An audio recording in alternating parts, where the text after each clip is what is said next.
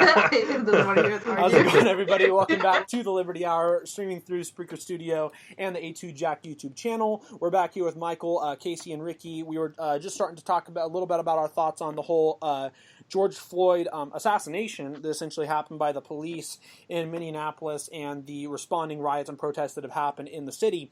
I wanted to talk about it. I mentioned right before we ended part two, the issue of white privilege in this case in certain instances. So, I think if you look at, for example, and I'm not going to say that white people aren't killed by police, because my bigger issue when it comes to police killings is the issue of just abuse of power. I think that if we address that issue, that's going to solve the issue of race and other issues as well.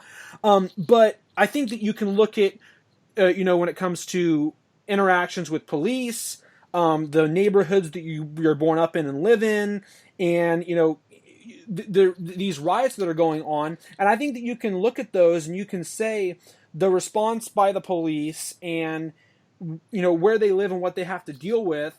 It, on average, it's not the same thing that necessarily white people have to deal with. Now, I'm not saying that white people don't have a lot of things they have to deal with in their lives, and I think the bigger issue that needs to be focused on in the world, more than race, is class. And I think that there's a lot. We could talk a lot about how to solve issues when it comes to poor people, and that in effect would solve a lot of issues probably on race as well. But at the same time, in this instance, I think that there are certain things that you can kind of look at and say there is a racial dichotomy in these certain aspects that, so one group is more privileged than the other. That's just my thoughts. I guess I'll go ahead and get your thoughts on that, Michael. Go right ahead.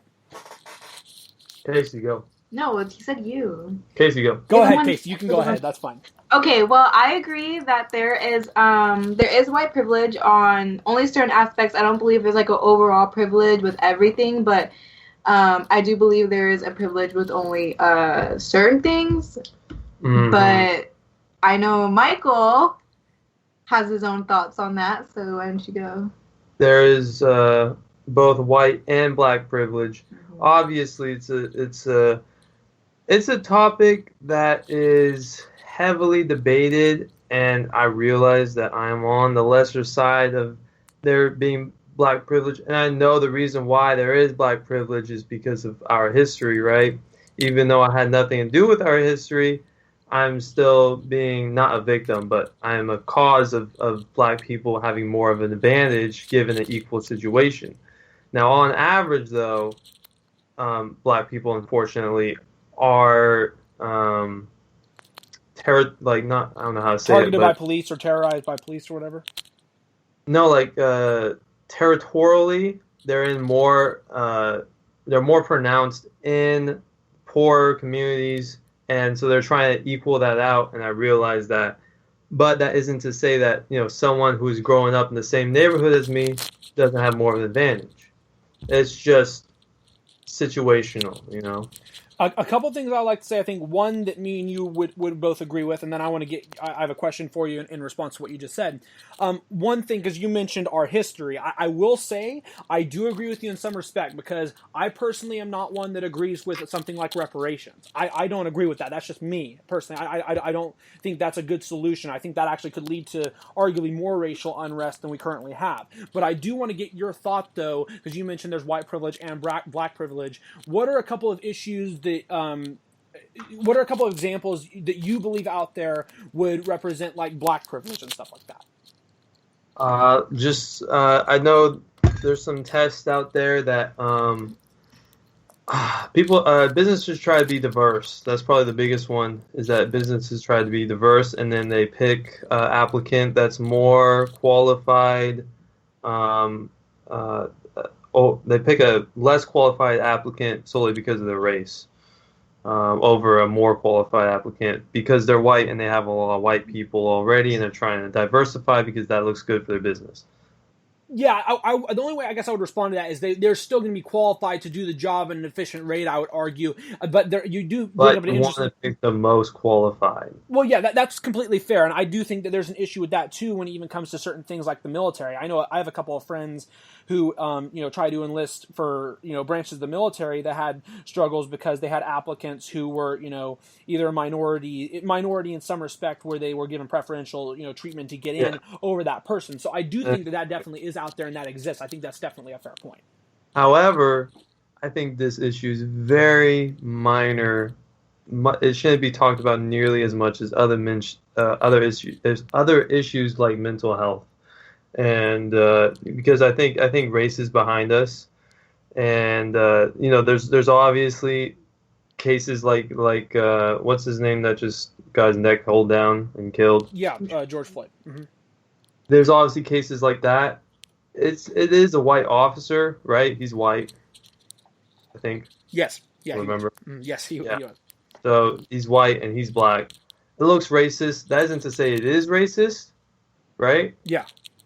But there is still very, very the amount of racism that still exists only really happens in stereotypes for the most part.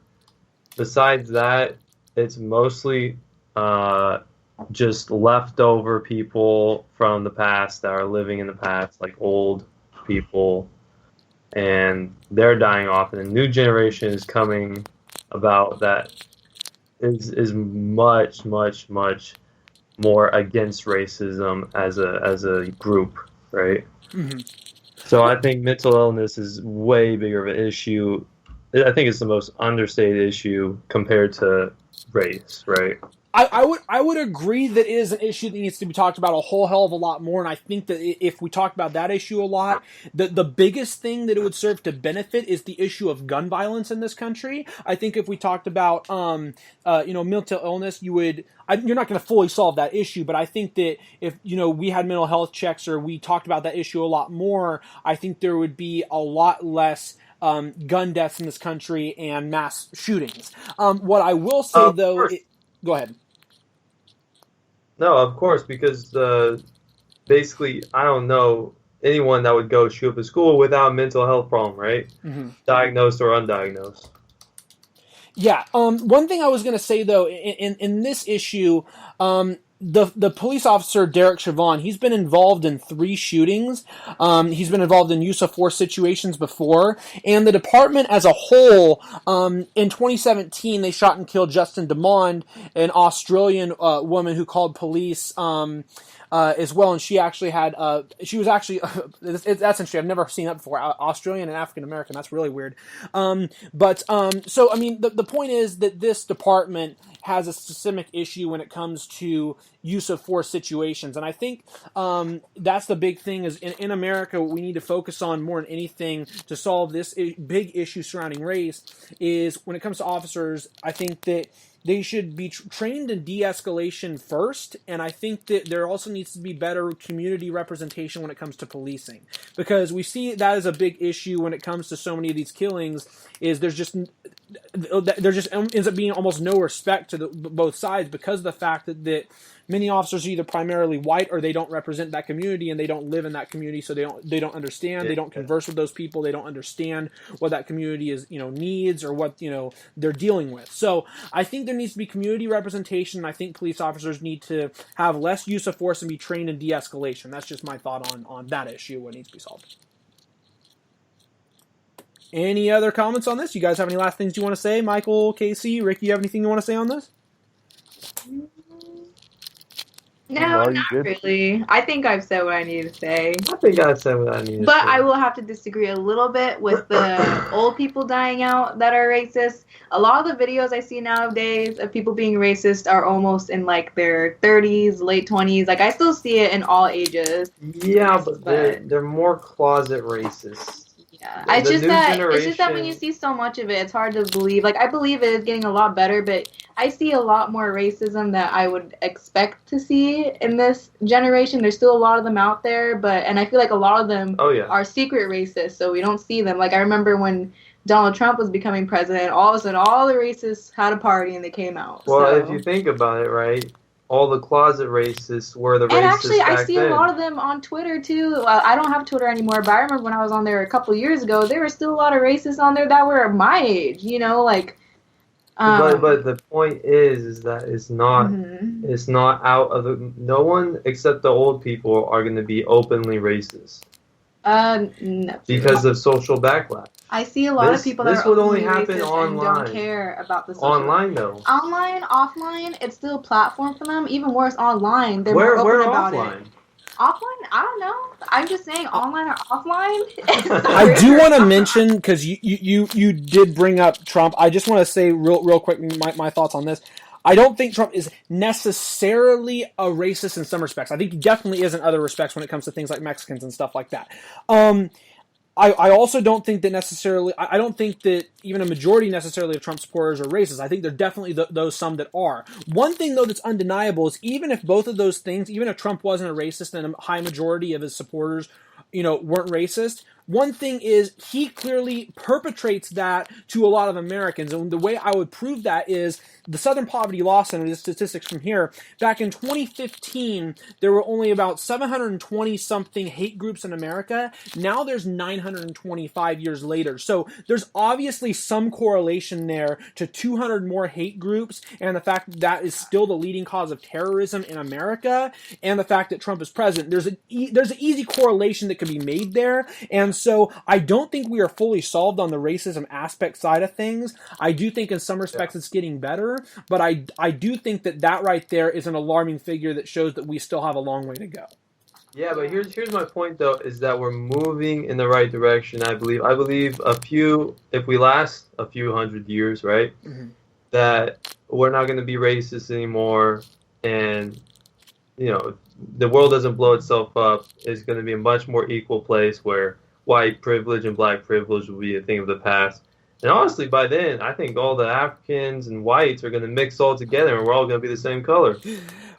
Sure, going forward, but it's going too slow. How long are we going to have to deal with people not having to... Well, I mean, I worded that wrong. Having to die for no reason. How much longer do we have to wait for that to be over? It's moving too slow for me. The one thing I will say is that is a positive sign, and this is just something small, is at least now there's something like 30-something states that have medical marijuana, and there's over a dozen states that have legal marijuana in this country, and that's one of the biggest things is white people and black people doing drugs at a similar rate, but black people getting arrested a lot more. And obviously that's a small way to solve that problem, but I think that the issue of drugs in general is an issue that definitely hangs a lot more on the heads of African Americans when it comes to incarcerations and, police killings than it does for white people.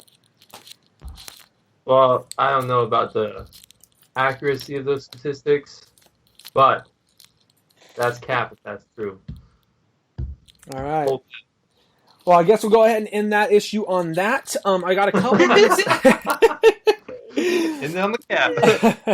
I got a couple issues left I want to talk about on the show. I got a couple minutes left on this part. I guess this is just very random, but to kind of completely lighten the mood from something so serious. Anybody that lives around this area, it's been hot as shit this week. It has been 105 every day. It has been humid as hell. I have not gone outside. I don't care if there was COVID or not. I wasn't going outside. Yeah. I want to just ask you guys completely random question from the last issue, but it's going to start cooling down. Do you guys like cooler weather or warmer weather? Like, what's your guys' ideal weather outside? What's a perfect place that you guys like to go weather-wise? What was that? Weather-wise, what's a really good place that you like to visit? What's your ideal weather? No doubt, 100% Lake Tahoe. No cap. What time of the year, though? We talking wintertime? We talking summertime? Any time of the year, I don't care. It's just, I love Lake Tahoe. You can't go wrong. Summer's great. It's not too hot. Go right to the beach. All right. Ricky, what about you? Oh, bro, you remembered about me? I haven't talked in half an hour. Well, we were talking about that whole issue. I'm sorry. All right, me and Kasey have been having a relationship. Arguing. I know, it's okay. You guys got really into You guys got way more into it than I would have. I would have just said a thing or two. That's it.